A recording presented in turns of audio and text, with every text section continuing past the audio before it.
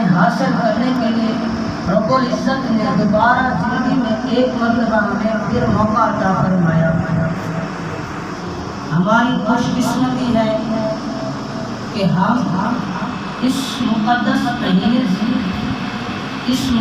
مہینے کی برکتوں سے ہم برکت حاصل کریں۔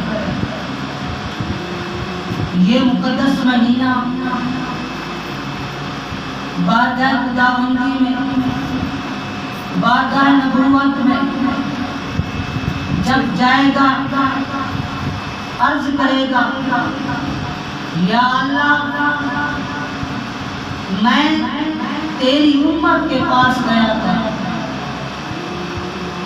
رب العزت نے مجھے مقدس مہینہ بنایا، برکتوں والا مہینہ بنایا، تاکہ آپ کی امت مجھ سے برکتیں حاصل کرے، اپنی بخشش کروائے۔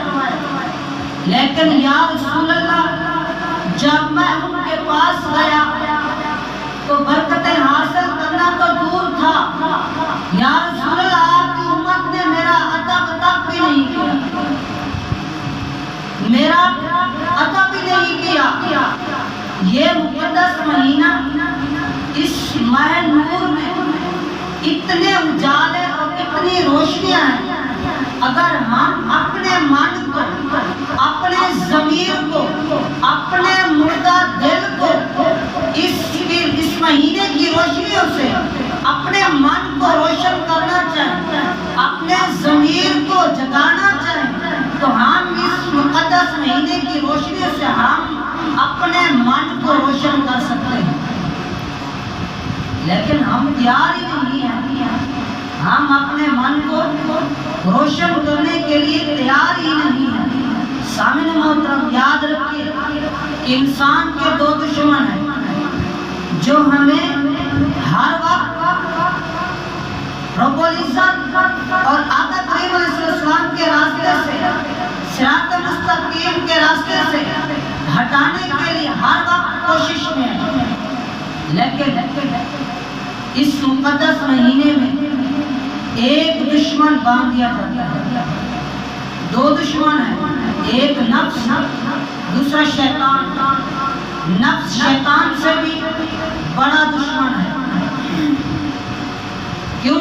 رب العزت نے قرآن پاک میں ارشاد فرمایا وَأَمَّا مَنْ خَافَ مَقَامَ رَبِّهِ وَنَهَى النَّفْسَ عَنِ الْهَوَىٰ وَأَمَّا مَنْ خَافَ مَقَامَ، جو اپنے رب کے ڈر کی وجہ سے کھڑا ہوا، جو شخص اپنے رب کے ڈر کی وجہ سے کھڑا ہوا، وَنَهَى النَّفْسَ عَنِ الْهَوَىٰ، اور اپنے نفس کو خواہشات سے روکا، اپنے نفس کی مخالفت کی، نفس کی ہر وقت مخالفت کی، نفس سے جنگ کی، تو رب العزت نے اس کے لیے کیا ارشاد فرمایا، اس کے لیے کیا انعام ارشاد فرمایا؟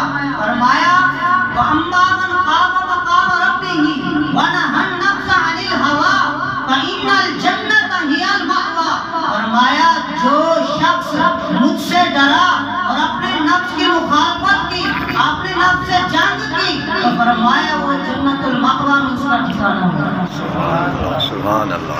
لیکن رب العزت نے اتنا ہمارے یہ انعام عطا فرمایا، لیکن ہم اپنے نفس کی مخالفت کرتے ہی نہیں۔ جس طرح ہمیں نفس کہتا ہے ہم اپنے نفس کی مانتے ہیں۔ نفس نے کہا کہ آج اندھیرا ہے، سارا دن کام کیا، لہذا آج نماز نہیں پڑھتے، تراویح نماز نہیں پڑھتے، سو جاتے ہیں، صبح کو کام کرنا ہے۔ تو ہم نے نفس کی مان لی۔ نفس نے کہا آج تم نے روزہ نہیں رکھنا، ہم نے نفس کی مان لی۔ لیکن ہم نے رب العزت کا وہ فرمان نہیں پڑھا۔ رب تعالیٰ نے ارشاد فرمایا جو اپنے نفس کی مخالفت کرے گا اور مجھ سے ڈرے گا تو وہ جنت المأویٰ میں اس کا ٹھکانہ ہوگا۔ حضرت ابو القاسم قشیری رضی اللہ تعالیٰ عنہ، جو حضرت داتا گنج بخش علی اجمیری رحمۃ اللہ علیہ کے استاد گرامی ہیں، وہ حضرت جنید بغدادی رحمۃ اللہ علیہ کا ایک واقعہ لکھتے ہیں کہ حضرت جنید بغدادی رحمۃ اللہ علیہ ایک رات اٹھ کر وظائف وغیرہ تہجد وغیرہ نوافل وغیرہ جس طرح پڑھتے تھے اپنے حسب معمول کے مطابق، تو ایک دن حضرت جنید بغدادی رحمۃ اللہ علیہ کا عبادت کرنے لگے۔ آپ فرماتے ہیں کہ حضرت جنید بغدادی رحمۃ اللہ علیہ جس طرح پہلے مجھے عبادت میں لذت محسوس ہوتی تھی، لیکن اس رات مجھے وہ لذت محسوس نہ ہوئی۔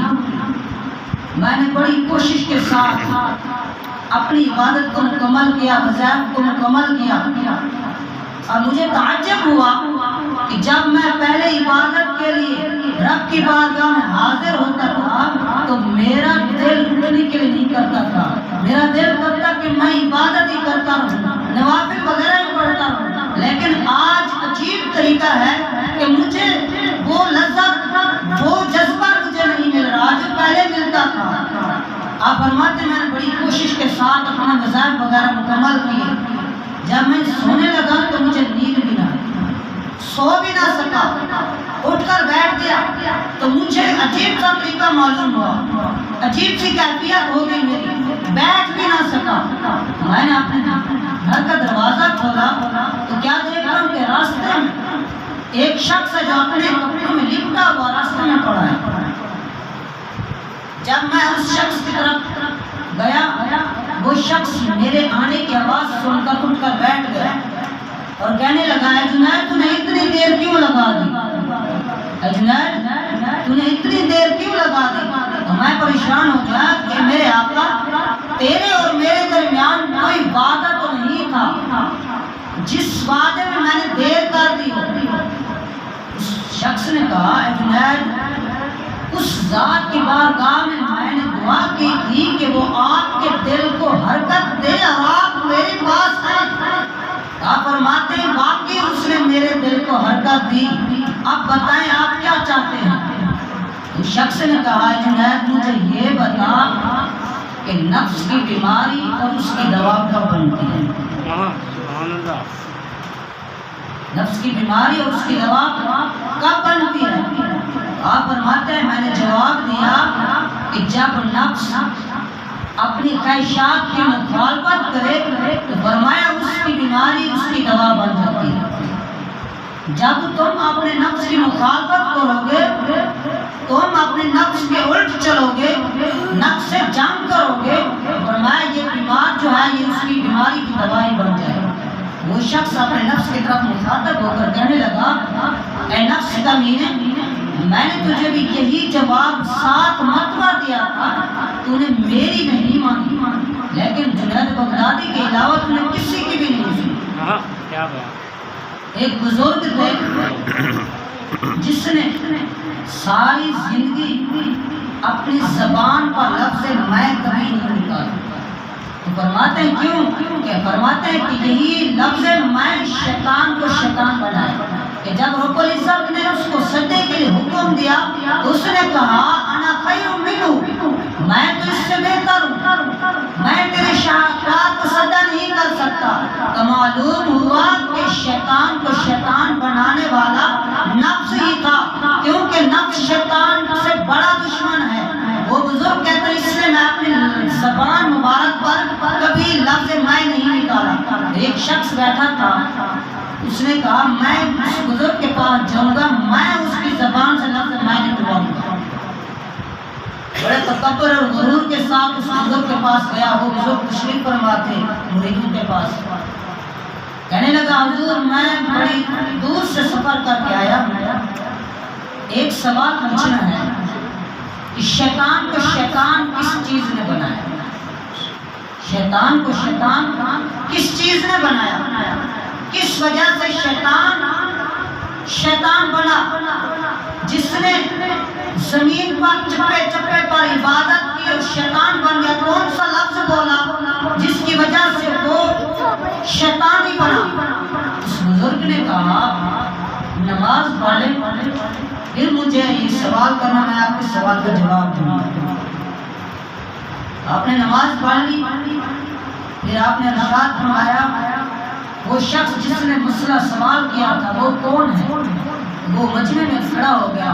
اس نے کہا حضور میں نے سوال کیا. آپ نے ارشاد فرمایا یہی لفظ شیطان نے بولا اور پٹری سے گر گیا. وہ شخص فوراً یہ سمجھ گیا کہ جس کی حفاظت رب العزت کرے اس کو انسان کے بس کی بات نہیں کہ اس کو انسان گمراہ کر سکے. شیطان تو شیطان انسان بھی نہیں گمراہ کر سکتا. تو دعا کہ رب العزت ہمیں اس مقدس مہینے کی قدر کرنے کی توفیق عطا فرمائے اور اس مقدس مہینے کی برکتیں حاصل کرنے کی رب العزت ہم سب کو توفیق عطا فرمائے. باقی دعوانا الحمدللہ.